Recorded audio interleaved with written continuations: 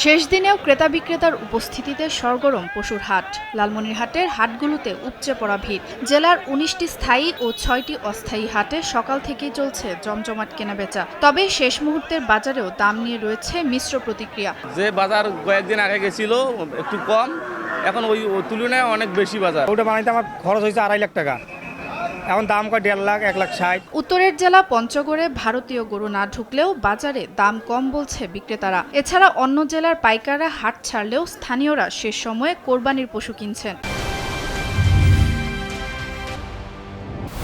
গরুর আমদানিটা একটু কম এবং একটু পরেই সর্বোচ্চ গরুটা চলে আসবে বাজারে, আসলেই তখন আমরা কিনতে পারবো ইনশাল্লাহ। রাজশাহীতে শেষ মুহূর্তের কেনাবেচায় জমে উঠেছে মহানগরী ও আশপাশের উপজেলার পশুর হাটগুলো। গরুর দাম বলতেছে না, খালি ধরে রাখছি, কোনো কাস্টমার নাই। গরু হচ্ছে মেলা কেতা কম ভাই, মোটামুটি দাম পাওয়া যাচ্ছে, কিন্তু গরুর খাদ্যের দাম বেশির জন্য তো লাভ খুব কম হবে।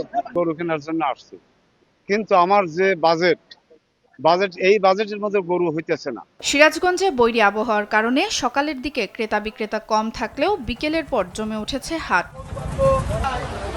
বরিশালের বিভিন্ন পশুর হাটে দেখা গেছে ক্রেতা বিক্রেতাদের উপচে পড়া ভিড়। শেষ দিনে মাঝারি আকৃতির পশুর চাহিদা বেশি এই হাটগুলোতে। সুপ্রিয়া তৃষা, নিউজ ডেস্ক, দেশ টিভি।